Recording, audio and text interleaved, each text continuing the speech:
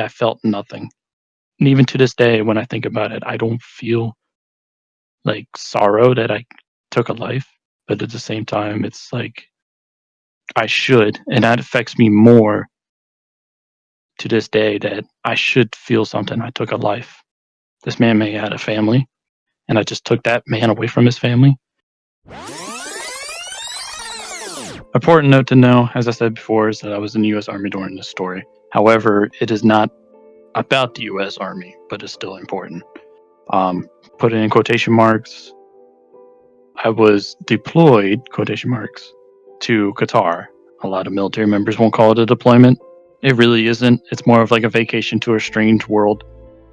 But there's still strict regulations because you're in a foreign country. The start of the story is I made friends with one of the workers there. He was a Filipino. And a big note to know is that they're basically legal slaves in Qatar. They sign a contract to enter the country to work, and they basically become slaves. It's probably not as brutal or as intense as like it used to be, like here in America, but they're still basically indentured servants. So there's a lot of crime in between their own communities in the country and stuff like that, and it's just a very bad situation all around for everybody. But I made friends with one of them. He was a really cool guy. He just got there, but he didn't have to sign a contract because he can speak Arabic. It's really sad because their whole contract is written in Arabic. And of course, if you're coming from the Philippines, you don't really know Arabic. They just tell you to sign here and you're good to go. But this guy was well educated. So he snuck me off post, off the base that was there, and we did this a couple times. He took me to places, we ate some good food, had good times, we were good friends. He was a little bit older than I was at the time, so didn't really think anything of it. Well, one of these days he snuck me off, it was pretty late. He wanted me to take to the neighborhood where he lived. He wanted to get more people understanding that where they live is just basically slums, and it's horrible. And truly it was. And we were walking the street, and we turned into an alleyway, and we turned around just as we entered, and there was some guy standing there. He's speaking their language, and I didn't understand any of it, so he had to translate. He said he wants my wallet. I told him he can't have my wallet. And then he brandished a big old knife. He goes, he starts speaking again, and the guy translates back, He really wants your wallet. He says, if you don't, it's not going to end well for you. And he pointed to himself as well as for me. And I said, well, he's not having my wallet. That's a no-go. He's not getting it. And you can already see the guy was really sweaty, really nervous. He was very distraught. Like, this was like a last resort item for him. I didn't want to give him my wallet to feed into the issue. What happened next, I really didn't think he was going to do. And he started walking towards us, and I told him, you better tell him to stay back. Don't come any closer with that knife. And that's when he just lunged. He just immediately started sprinting about maybe 6-7 feet away from me. He just started sprinting at me, holding a knife, 2 hands, and instincts just kicked in. I grabbed his wrists, I twisted, pulled the knife out of his hand, and ended up stabbing him with it right near the kidney area. I'm pretty sure I got his kidney, and he just fell to the ground, and he started gasping. I didn't hit him in the lungs, but he started gasping. I guess he was in a lot of pain. And I go, we need to leave. We can't be here right now. So we leave. I get back to post. We get in. I go to my barracks room. I sit down. I go, why do I not feel anything? I'm pretty sure I just killed a man. I didn't know at the time if I did or not. And it kind of, that got to me. Not so much that I stabbed somebody, but practically killed him. I didn't know at the time, though. And, well, next day rolls around, and I meet up with him. He goes, yeah, he died seconds after you stabbed him. He bled out. He pulled the knife out.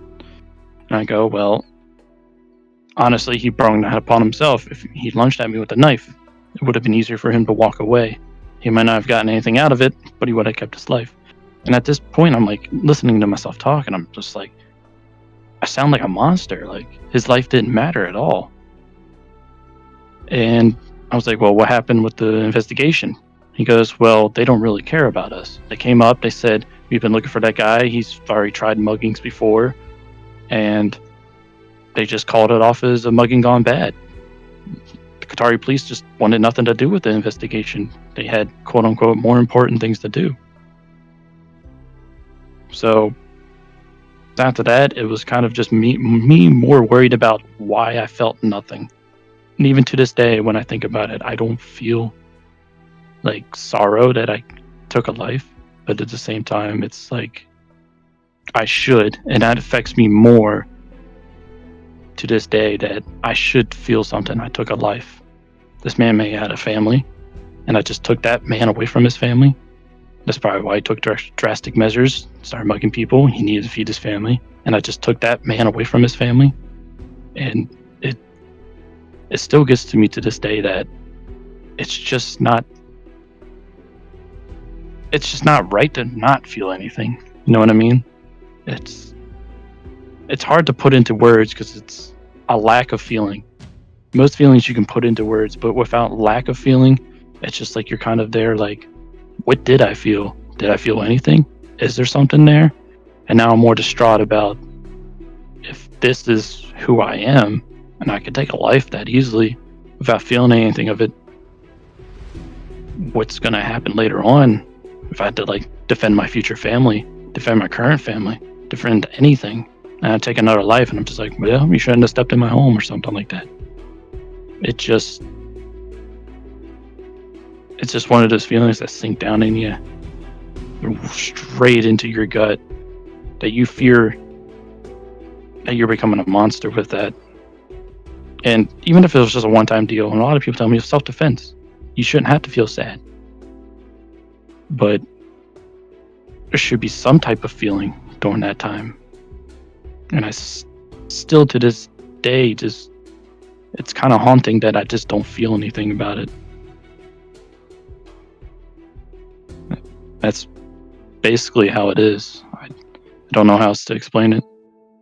But I was also thinking that I had control of the knife. I had it out of his hands. I didn't need to actually stab him at that time. I had control of the only weapon he had.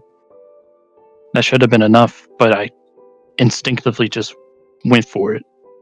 And you gotta, the hard thing is for a lot of people to imagine. I explain this to close people, and they're like, you did what you had to do. And finally one person's like, well, you had the knife in your hand. You didn't need to go farther. I think the scariest part is the fact that it's literally not even a second of time to think about things. Your body literally just does what it needs to do at the time. So another thing that kind of gets under my skin is that, what if I was trained a little better? What if I understood a little better? I now had the knife. He has nothing. We could have caught it just there, but I still went ahead and did it. So there's another thing that, like, maybe subconsciously I just didn't want this guy to live. And I still have dreams about what happened, and I wake up and I don't feel upset. You know, you think it would be like PTSD. I wake up, I'll be in a sweat, or I'd be upset, or I'd be angry or something, but I just wake up and I go, it's that dream again, you know, the whole situation replaying. And I think it's more because I keep thinking about the situation that it put me in, not so much the situation itself. Like, you had to be really quick on your feet. Like, as soon as he started lunging, I had to think, well, if I gain control of the knife before he gets, before he tries to stab me, and then he's disarmed. It's just that he did it. I wasn't expecting it. I got control of the knife, and I just instinctively just thrust it. I really didn't feel anything. Like, it still baffles me. Like, I should have felt, like, even angry at the guy for trying to, stab me or something, I should have felt at least anger, but I've just felt nothing. Like, my adrenaline didn't start pumping until I left the area. And to be honest, on a lighter note, I was like, they figure out I just did this, I'm going to be doing so many push-ups when I get back.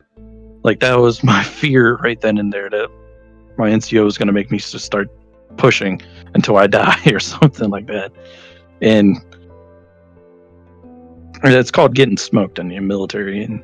But the guy was actually taking me back. He was reassuring me, like, nothing's going to come of this. Even if somebody finds his body, the police are going to show up. Just as I explained before, they just didn't care. They just didn't want nothing to do with it. And sure enough, they just went there and be like, he was a bad guy. He tried to mug somebody before.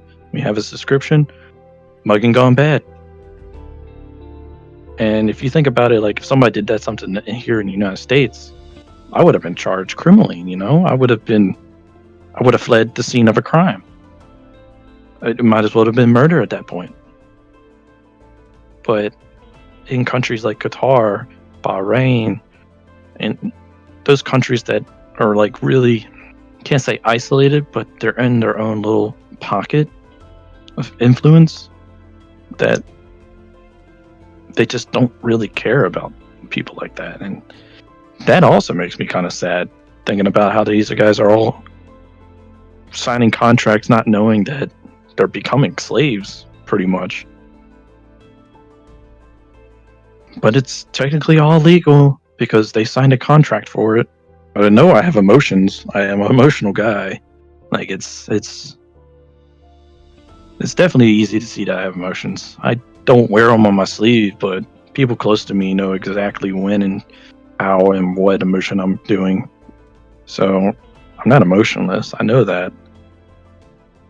But thinking about it that way, it also comes back to thinking about, like, I'm an emotional guy. I should have felt something. And I don't know, right?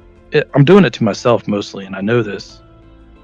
But I haven't found a way to safely evacuate from out of my own head to get it out that I did something I had to do. Whether or not there was another situation that could have happened, I couldn't have predicted that. I did what I had to do at that moment. And what happened happened. I need to move on. But I think over the years, and the years to come, I'm slowly moving to that point. If you want to help support the channel, then please consider subscribing. It only takes 1 second and it really does help a lot. And if you enjoyed this video, then maybe leave a like and a comment. If you'd like to be a part of my community, you should join the Discord and follow me on Twitter. Links are down in the description below.